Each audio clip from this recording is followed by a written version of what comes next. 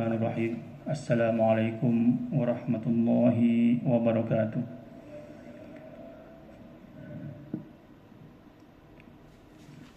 Alhamdulillahi wa kafa, wassalatu wassalamu ala habibil mustafa Muhammad ibni Abdillah wa ala alihi wa ashabihi wa man tabi'ahum bi ihsanin ila yaumiddin, amma ba'du. Jamaah salat zuhur yang dimuliakan Allah Subhanahu wa taala.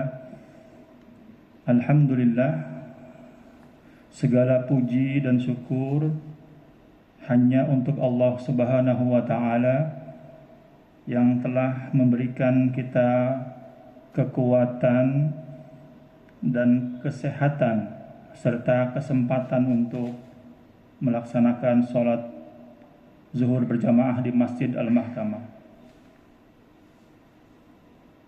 Pada pertemuan kali ini kita akan melanjutkan pembacaan kita terhadap kitab Rawai'ul Bayan fi Tafsiril Ayatil Ahkam yang ditulis oleh Syekh Ali As-Sabuni, dan insyaallah pada kesempatan yang berbahagia ini kita akan bersama-sama menelaah judul Itmamul Haji wal Umrah, menyempurnakan haji dan umrah.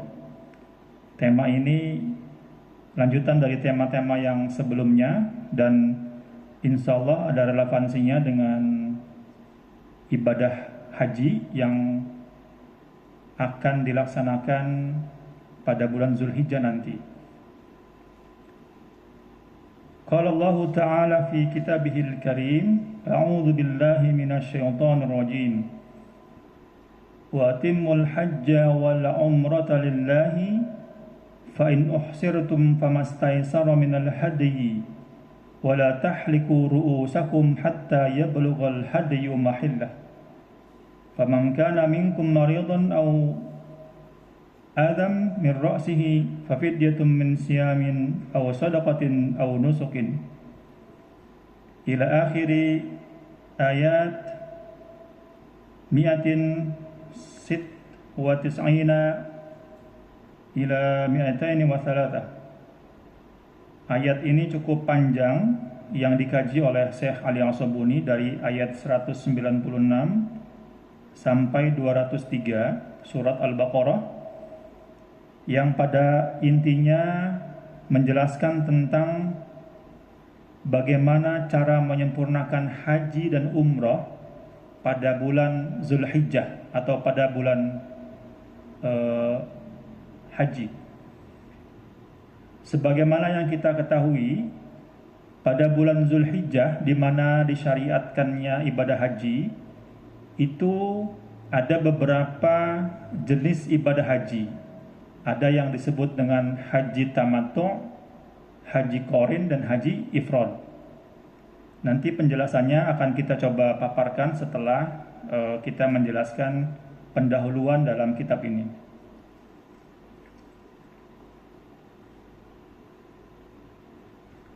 Al-ahkamu syar'iyyah. Al-hukmul awal, halil umratu wajibatun kal hajj. Dari ayat Al-Quran yang tadi dibacakan dari surat Al-Baqarah ayat 196 sampai 203, ada beberapa kaidah hukum yang bisa kita ambil. Yang pertama, apakah umroh itu hukumnya wajib sama seperti ibadah haji? Kenapa pertanyaan ini muncul? Karena dalam ayat Al-Quran yang tadi dibacakan berbunyi wa atimul hajja wal umrata lillah, sempurnakanlah haji dan umrah untuk Allah Subhanahu wa taala. Pertanyaan ini mungkin bisa kita bedakan. Ibadah haji hukum dasarnya adalah wajib. Tetapi bagi yang sudah pernah melaksanakan kewajiban itu hanya satu kali, maka ibadah haji yang kedua, ketiga, dan seterusnya itu menjadi sunnah. Lalu bagaimana dengan hukum umroh? apakah umroh itu wajib atau sunnah? Ikhtalafal fuqaha fi hukmil umroh. Beberapa ulama fikih berbeda pendapat tentang hukum umroh. Fadhahaba Syafi'iyyah wal Hanabilah ila annaha wajibatun kal haji.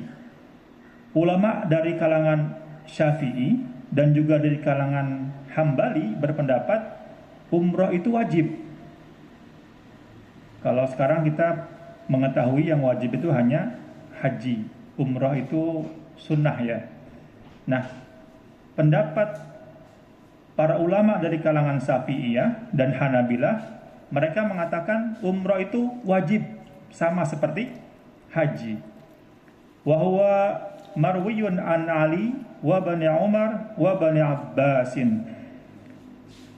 Dan itu sebagaimana diriwayatkan dari Ibnu Abbas, Ibnu Umar dan juga Ali bahwa umroh itu hukumnya wajib. Itu pendapat ulama yang pertama.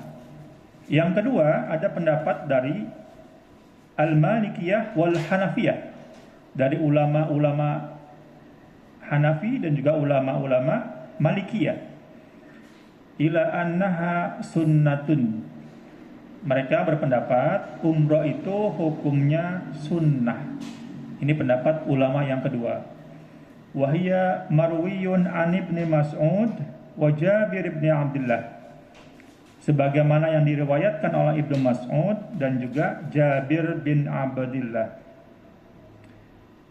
Berarti ada dua pendapat tentang hukum umroh.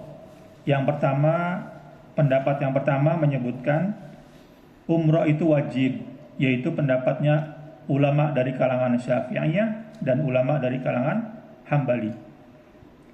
Yang kedua, pendapat yang kedua mengatakan umroh itu sunnah, yaitu pendapat dari kalangan ulama Malikiyah dan juga Hanafiyah.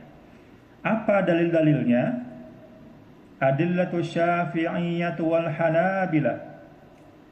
Dalil dari ulama Syafi'iyah dan Hanabilah. Istadalla Syafi'iyyah wal Hanabilah ala madhabihim bibid'ati adillatin nujisuha fi mayali. Ulama yang mengatakan umroh itu wajib, yaitu Syafi'i dan juga Hambali, mereka menggunakan beberapa dalil yang akan disebutkan sebagaimana di bawah ini. Awalan, qauluhu ta'ala wa atimmul hajja wal umrata lillah. Faqad amaratil ayatu bil itmami. Dalil yang pertama yaitu dalil dari Quran yang tadi kita bacakan pada saat pertama kali, di mana Allah Subhanahu wa taala berfirman, wa atimmul hajja wal umrata lillah. Sempurnakanlah ibadah haji dengan umrah hanya untuk Allah. Ayat ini telah sangat jelas memerintahkan untuk menyempurnakan haji dengan umrah sekaligus. Wa huwa fi'lu syai'i wal ityani bihi kamilan tamman fadalla 'ala al-wujubi. Jadi kalimat dalam ayat Al-Qur'an yang berbunyi watimul hajja wal umrata itu dianggap sebagai perintah melakukan sesuatu. Sesuatunya itu yaitu ibadah haji dan umrah. Sebagai perintah yang sempurna, taman, kamilan. Kalimatnya sempurna. Ada yang memerintahkan, ada kata perintahnya, ada perintah pekerjanya apa? Yaitu haji dan umrah. Fadalla 'alal wujubi. Maka dalil ayat tersebut menunjukkan bahwa umrah itu adalah wajib. Tsaniyan, ma thabata anhu sallallahu alaihi wasallam fi sahih annahu qala li ashabihi man kana ma'ahu hadiyun falyuhilla bihajjatin wa umratin. Dalil yang kedua, hadis yang diriwayatkan, hadis dari Rasulullah SAW dalam kitab yang sahih, bahwa Rasul berkata kepada sahabatnya, barang siapa di antara kalian yang hadiyu itu menyembelih, falyuhilla bihajjatin wa umratin, maka haruslah ia bertahallul ketika haji maupun umrah. Jadi kalimat bihajjatin wa umratin itu berada dalam satu kalimat yang satu deretan, sehingga diwajibkan umrah dan juga haji.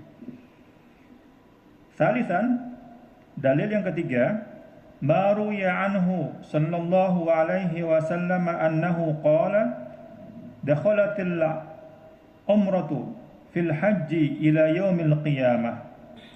Dalil yang ketiga juga dalil dari hadis yang pada pokoknya menyebutkan umrah itu adalah bagian daripada haji, dan itu sampai hari kiamat akan menjadi bagian daripada ibadah haji. Dan itu dimaknai sebagai umrah itu sebagai ibadah yang wajib. Adillatul Malikiyati wal Hanafiyah. Sekarang apa dalil dari pendapat ulama yang kedua yang mengatakan sunnah umrah itu adalah sunnah? Wastadallal Malikiyah wal Hanafiyah ala anna al-umrata sunnatun bima yali. Ulama-ulama dari kalangan Malikiyah dan Hanafiyah yang berpendapat bahwa umrah itu sunnah, mereka bersandar pada beberapa dalil sebagai berikut. Awalan, adamu dzikril umrati fil ayati allati dallat ala faridatul haji mithlu qawli ta'ala walillahi 'alan nasi hajjul bait. Dalil yang pertama, tidak ada dalil ayat Al-Qur'an yang menyebutkan umrah itu wajib secara letterlock dalam Al-Qur'an sebagaimana perintah haji, walillahi 'alan nasi hajjul bait.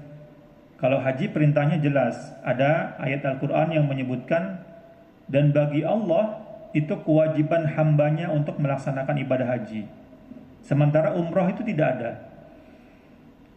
Wa qawluhu jalla sana'uh wa adzin fin nasi bil hajj. Ayat yang berikutnya yang menunjukkan tentang kewajiban haji, maka kata Allah, ya Rasulullah, maka engkau sebarkan kepada manusia bahwa haji itu adalah wajib.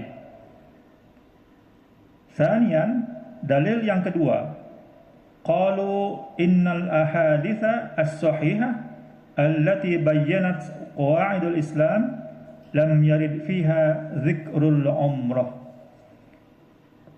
Menurut dalil yang kedua, dari beberapa hadis-hadis sahih yang dijadikan landasan rukun Islam, tidak ada satupun hadis yang menunjukkan bahwa umrah itu adalah wajib. Rukun Islam itu yang terakhir hanya mewajibkan ibadah haji. Jadi tidak ada yang mewajibkan ibadah umrah. Fadalla dzalika ala anna al-umrata laysat bi fariidatin. Maka umrah bukan diberikan wajib sebagaimana ibadah haji. Wa annaha takhtalifu fil hukmi 'anil hajj. Akan tetapi ada perbedaan pendapat kalau umrah ini digabungkan atau dilaksanakan pada saat ibadah haji. Dalil yang ketiga, maruya 'anin nabi sallallahu alaihi wasallam annahu qala al-hajju jihadun wal umratu tatawwu'un. Dalil yang ketiga menyebutkan bahwa Nabi sallallahu alaihi wasallam bersabda, haji itu adalah jihad dan umrah adalah sunnah. Rabi'an, dalil yang keempat, maruya 'an Jabir bin Abdullah anna rajulan sa'ala Rasulullah sallallahu alaihi wasallam 'anil umrati awajibatun hi. Diriwayatkan dari Jabir bin Abdullah bahwa ada seorang lelaki bertanya kepada Rasulullah sallallahu alaihi wasallam, "Ya Rasulullah, apakah umrah itu wajib atau tidak? Faqala la, maka Rasul menjawab, tidak, umrah itu tidak wajib. Wa anta tamiru khairun lakum, namun jika engkau mau berumrah maka itu amatlah bagus bagi kalian. Wa ajabu 'anil ayatil wal hadis allati istadalla biha Syafi'iyyatu faqalu innaha mahmulatun 'ala ma kana ba'da asy-syuru'. Ulama yang kedua ini juga membantah atau menanggapi dalil-dalil yang digunakan oleh ulama-ulama dari golongan yang pertama tadi. Menurut ulama yang kedua, dalil itu bisa dikatakan atau dapat digunakan kalau dia digunakan berbarengan dengan ibadah haji. Tadi kan pendapat golongan yang pertama mengatakan umroh itu wajib. Nah, pendapat yang kedua, umroh itu sunnah. Untuk menanggapi pendapat yang pertama, kelompok ulama yang kedua menanggapi hukumnya bisa menjadi wajib kalau digabung dengan haji. Umroh itu kalau digabung dengan haji maka ada ketentuan di mana dia menjadi wajib. Fa inna ta'bir bil itmami musy'irun bi annahu kana qad syuri'a fihi wa hadza yajibu bil ittifaq.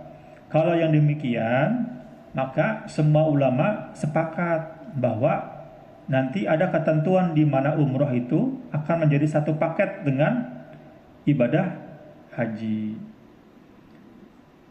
Qala al-'alamatu Syaukani wa hadza wa in kana fihi ba'd lakinnahu yajibu al-masiru ilaihi jam'an bainal adillati wala sayyama ba'da tasrihihi sallallahu alaihi wasallam bima taqaddama fi haditsin Jabir min 'adamil wujub. Menurut Imam Asy-Syaukani, dari perbedaan pendapat yang disebutkan tadi, sebetulnya kita bisa menggunakan dalil keduanya dengan secara bijak. Tetapi dalil hukum dasarnya adalah umrah itu bukan wajib. Namun ketika dilaksanakan pada saat musim haji, dia akan menjadi wajib dalam keadaan-keadaan tertentu. Wa aqulu, kemudian Syekh Ali As-Sabuni, pengarang kitab ini mengatakan, la'alla hadzal ra'yu yakunu arjah wallahu ta'ala a'lam. Apa yang dikatakan oleh Imam Asy-Syaukani ini menurut beliau adalah yang paling benar, yang bisa dapat diterima oleh kita, yaitu hukum umroh, yaitu sunnah. Kemudian ketika bertemu dilaksanakan pada saat musim haji, dia akan bertemu dengan hukum wajib. Al-hukmu tsani. Sekarang kita coba mempelajari hukum yang kedua dari ayat tersebut. Halil ihsar yashmalul maradu wal adu. Apakah ihsar itu orang yang berhalangan untuk melanjutkan ibadah haji. Ada rukun haji, ada wajib haji. Rukun haji jika tidak dilaksanakan maka hajinya tidak sah. Akan tetapi wajib haji jika tidak dilaksanakan dia hajinya tetap sah. Hanya nanti akan ada denda yang biasa disebut dengan membayar dam atau al-hadyu. Damnya bisa berupa memotong kambing, domba atau unta. Ada orang-orang yang dibolehkan untuk tidak melakukan kewajiban haji. Pada saat itu Rasulullah sedang dalam perjalanan perang Hudaybiyah, tetapi sedang melaksanakan ibadah haji. Di perjalanan bertemu dengan para musuh Rasulullah, kemudian tidak bisa melakukan perjalanan lanjutan untuk ibadah haji. Maka pada saat itu dibenarkan untuk tahallul, Artinya ibadah hajinya dicukupkan dan tidak dilanjutkan dengan melakukan kewajiban-kewajiban lain. Akan tetapi ada kewajiban denda bernama al-hadiyu. Sekarang apa yang disebut dengan al-hadiyu? Ikhtalafal ulama fi sababil ladzi yakunu bihi al-ihsar wal ladzi yubihu lil muharram at-tahallul min al-ihram. Ada beberapa perbedaan pendapat. Apakah yang disebut dengan halangan dalam ibadah haji? Kalau sejarahnya Rasulullah halangannya karena adanya peperangan. Lalu pada saat sekarang, apakah halangan itu juga harus berbentuk peperangan atau halangan itu bisa dalam bentuk yang lain? Misalnya karena sakit atau karena tidak ada uang melanjutkan kewajiban-kewajiban yang lain, atau bagi perempuan tidak ada mahram untuk melanjutkan ibadah haji yang lainnya. Untuk menjelaskan tentang apa yang dimaksud dengan halangan ini, ikhtalafal ulama, beberapa ulama berbeda pendapat. Zahabal jumhur, ulama mayoritas, yaitu dari Imam Malik, Imam Syafi'i, dan Imam Ahmad, berpendapat bahwa annal ihsar la yakunu illa bil adu, tidak boleh kecuali dengan peperangan. Jadi kalau menurut mayoritas ulama itu, yang disebut dengan halangan dalam ibadah haji itu hanya karena adanya peperangan. Maka tidak boleh sakit menjadi halangan, tidak boleh ketiadaan uang menjadi halangan, tidak boleh ketiadaan mahram menjadi halangan. Li'annal ayata nazalat fi ihsarin Nabi sallallahu alaihi wasallam amal Hudaybiyah indama man'an min dukhulihi Makkah huwa wa ashabuhu wa kanu muharramina bil umrah. Kenapa demikian? Karena dalil ayat Quran yang menyebutkan tentang halangan ibadah haji itu spesifik tentang peperangan Hudaybiyah. Maka halangan itu tidak boleh kecuali hanya karena ada peperangan. Kemudian ada pendapat yang kedua. Wa qala Ibnu Abbas la hasara illa hasral adu. Sama pendapatnya dengan ulama yang pertama. Menurut Ibnu Abbas, tidak ada halangan kecuali karena peperangan. Jadi kalau karena sakit, itu tidak boleh menjadi halangan. Kemudian, wadhahaba Abu Hanifah. Imam Abu Hanifah berkata, annal ihsara yakunu min kulli habisin yahbisul haj anil baiti min aduwin aw maradin أو خوف أو ذهاب نفقة أو ضلالة راحلة أو موت محرم في الطريق. Jadi pendapat Ibu Abu Hanifah ini justru diterapkan pada saat sekarang ini. Menurut beliau, yang dimaksud dengan halangan dalam ibadah haji itu setiap halangan yang bisa menjadikan haji tidak lancar. Bisa karena peperangan, bisa karena sakit, bisa karena adanya ketakutan. Khaufun itu bisa jadi kalau meninggalkan keluarga dia akan terlantar dan sebagainya.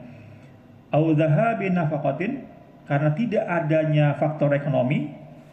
Au dhalali rahilatin, atau tidak adanya alat transportasi. Au mauti mahramiz zaujati fit thariq, atau ketika perjalanan seorang perempuan yang hendak beribadah haji dia meninggal mahramnya. Wa ghairi dzalika minal a'dzari al-mani'ah, dan berbagai halangan lainnya yang bisa menghambat jalannya ibadah haji. Wa hujjatuhu zahirul ayati fa in ahsartum fa innal ihsar kama yaqulu ahlul lughah yakunu bil marad. Nah, dalil Abu Hanifah bahwa yang disebut dengan halangan ibadah haji itu bisa beragam jenisnya itu dari ayat Al-Quran. Bahwa ihsar itu bisa juga dengan sakit. Halangan itu bisa juga bentuknya sakit. Berbeda dengan kalimat al-hasr. Kalau dalam bahasa Arab itu ada perbedaan antara ihsar dengan hasr. Ihsar itu halangan yang bentuknya bisa beraneka ragam. Kalau ihsar itu namanya penghentian. Kalau secara sederhana, ihsar itu datangnya dari diri sendiri, misalnya karena kita sakit, itu karena faktor dari dalam. Tapi kalau hasr itu datang dari faktor eksternal. Ada musuh yang tiba-tiba datang. Itu pada saat zaman peperangan. Wastadalla bima ruwiya an Ibnu Mas'ud annahu afta rajulan lidaf bi annahu muhsarun wa amarahu ay yahulla. Dan Rasulullah juga pernah suatu ketika memberikan fatwa kepada seseorang yang dia terhalang untuk melakukan ibadah haji. Maka diperintahkanlah untuk bertahallul. Jadi boleh tidak melanjutkan yang wajib dalam ibadah hajinya. Sekarang dari dua pendapat itu, mana yang menurut Syekh Ali As-Subuni dapat kita terapkan? At-tarjih wa la'alla ma dhahaba ilaihi al-Hanafiyah yakunu arjah. Jadi pendapat Imam Abu Hanifah itu menurut pengarang kitab ini adalah yang paling bisa kita terima, yaitu yang mengatakan halangan itu bisa berbentuk sakit, bisa berbentuk faktor ekonomi dan lain sebagainya. Maka kalau kita melihat pemberitaan update informasi tentang pemberangkatan ibadah haji sekarang, Kementerian Agama akan merencanakan memberlakukan murur dan tanazul. Murur itu melewati Muzdalifah. Tanazul itu tidak bermalam di Mina. Bagi yang lansia, mereka masih dibolehkan bermalam di penginapan tempat mereka yang dekat dengan Jamarat. Nah, ini bagian daripada ihsar, halangan-halangan yang bisa dijadikan atau digunakan dalam keadaan-keadaan tertentu. Jadi halangan itu menurut pengarang kitab ini bisa berbentuk adanya peperangan, bisa berbentuk adanya gangguan yang lain yang disebabkan oleh diri sendiri, misalnya karena sakit yang muncul dari internal. Wahwal muwafiqul li dhahiril ayatil karimah. Dan pendapat ini adalah pendapat yang paling sesuai dengan ayat Al-Quran yang tadi dibacakan. Wal muwafiq liyasril islami wa samahatihi. Selain itu, pendapat ini juga paling sesuai dengan konsep Islam rahmatan lil alamin. Jadi kalau orang Islam itu menentukan hukum sesuai dengan manusiawi. Kalau ada yang lansia yang tidak bisa misalkan lontar jumrah, ada namanya konsep badal lontar jumrah. Sekarang ada ketentuan murur dan tanazul nanti di Muzdalifah dan di Mina. Itu bagian daripada ketentuan yang dibolehkan supaya terutama yang lansia bisa melakukan ibadah haji yang pokok-pokoknya dengan keadaan yang sehat. Waqad i'tadadu bi aqwali ahli al-lughah fa innahum jami'an muttafaquna ala anna al-ihsar yakunu bil marad. Dan bahkan ulama-ulama dari kalangan ahli bahasa juga berpendapat atau bersepakat bahwa ihsar itu bisa jadi karena ada halangan sakit, sementara al-hasr dalam bahasa pengertian bahasa lainnya itu terjadi karena adanya permusuhan atau tumpah darah dari peperangan. Wal ayatu bi dhahiriha tamilu ila taysir. Dan ayat Al-Qur'an yang dibacakan tadi sesungguhnya untuk mempermudah umat Islam dalam melaksanakan ibadah haji. fa innal marida alladhi yastadda maraduhu kaifa yumkinuhu itmamul manasik. Maka ketika ada orang yang sakit, yang sakitnya itu tidak bisa memungkinkan dia berjalan misalnya, tidak bisa kena terik matahari yang sangat panas, maka bagaimana dia akan menyempurnakan ibadah hajinya? Maka digunakanlah teori ihsar, yaitu halangan dalam ibadah haji. Wasyakhsul ladzi tadullu rahilatahu aw tadhi'u nuqudahu kaifa yastati'u mutaba'ata safar ma'a annahu lam ya'ud yamlik nafaqatan wala zadan wa hal yukallifu al-islam ay yastajadiya minan nas. Demikianlah Islam memberikan keleluasaan sebagai konsep rahmatan lil alamin. Wa hadha alladhi rajjahana huwa alladhi ikhtarahu Syekhul Mufassirin Ibnu Jarir At-Tabari.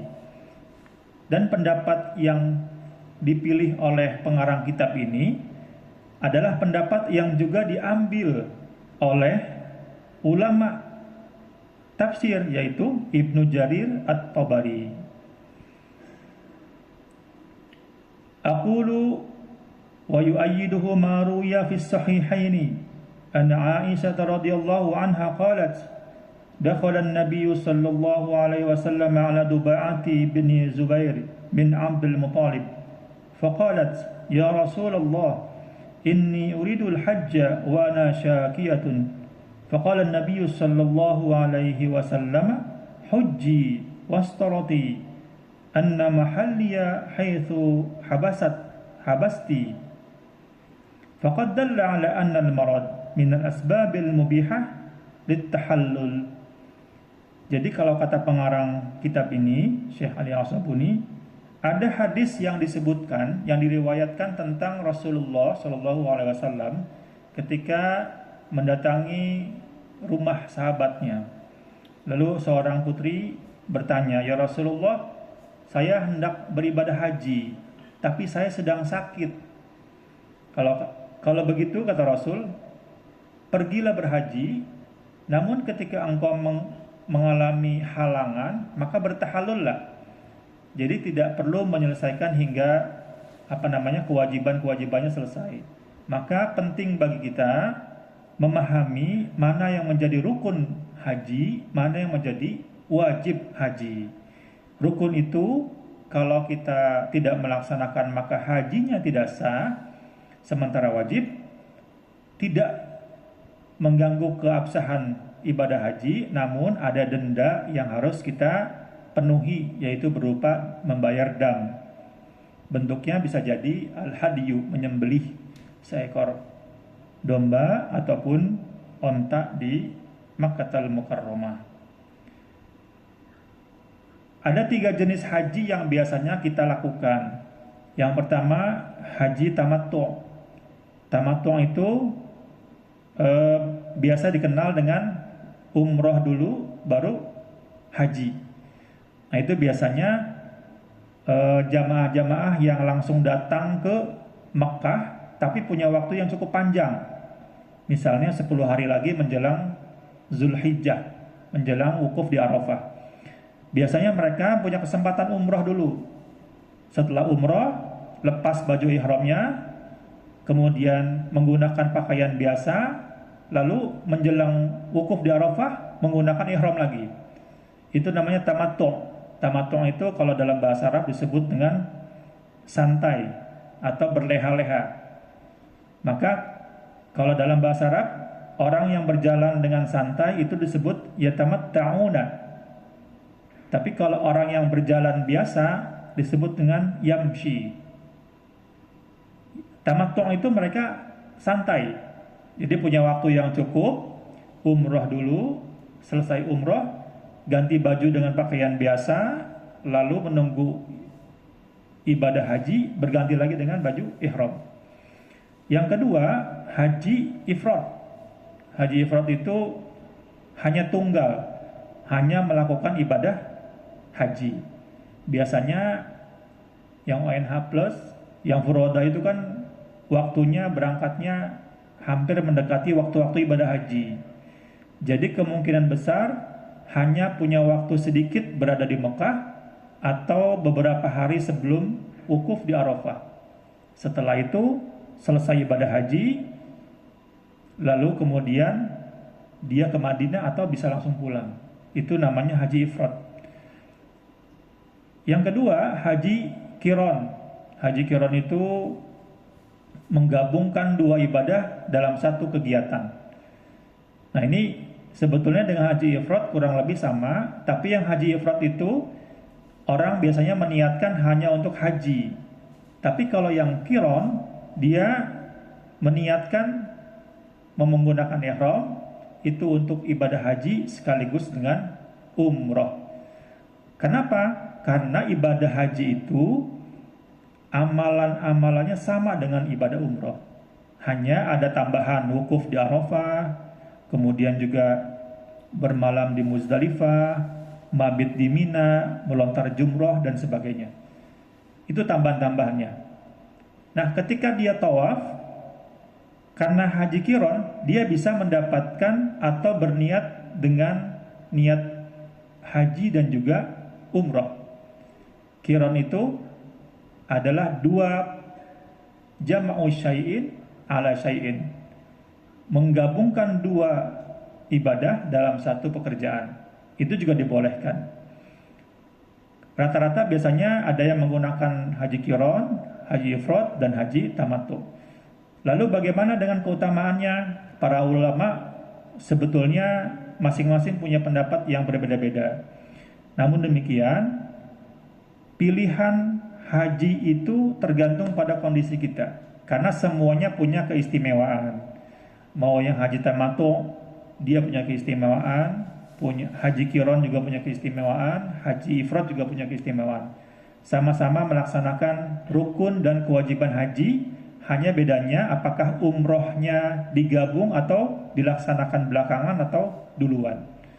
Itu mungkin bedanya dengan ibadah haji yang tamattu, qiran dan juga ifrad. Barangkali kita cukupkan pada kesempatan pertemuan kali ini dengan membahas dua hukum dari bab tentang itmamul haji wal umrah. Mudah-mudahan kita bisa ada kesempatan untuk mengkaji lebih dalam lagi hukum yang ketiga, keempat dan seterusnya tentang ibadah haji dan umrah. Dan lebih dari itu kita berdoa semoga Allah Subhanahu wa taala menjadikan kita orang yang pantas untuk bisa berhaji dan berumrah di Baitullah. Amin ya rabbal alamin. Mari kita tutup dengan membaca alhamdulillah. Alhamdulillahirabbil alamin wal 'afu minkum. Assalamualaikum warahmatullahi wabarakatuh.